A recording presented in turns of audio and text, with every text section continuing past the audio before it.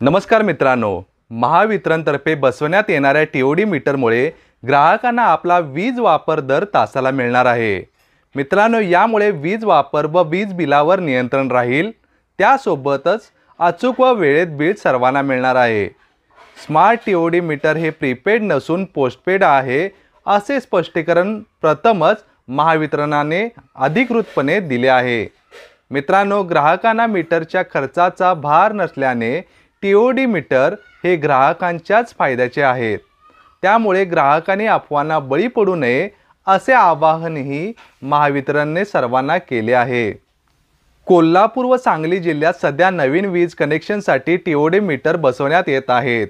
TOD मीटरची 10 वर्षे देखभाल दुरुस्ती ठेकेदाराकडे आहे, पण काही भागात गैरसमजातून टीओडी मीटरना विरोध होत आहे। ग्राहकांनी सहकार्य करावे असे आवाहन महावितरणने केले आहे। अद्ययावत मीटर बसवल्याने वीज गळती कमी होणार असून वीज चोरीवरही नियंत्रण येणार आहे। त्यामुळे होणाऱ्या महसूल वाढीतूनच टीओडी मीटरचा खर्च भागवण्यात येणार आहे, असेही महावितरणच्या वतीने सांगण्यात आले आहे।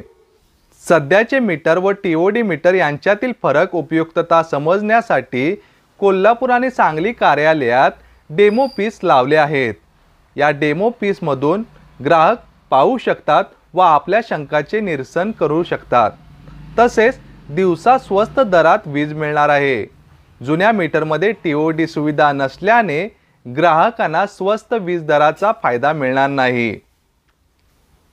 त्यामुळे हा व्हिडिओ जास्तीत जास्त शेअर करा, जेणेकरून सर्वांचा गैरसमज दूर होईल। धन्यवाद।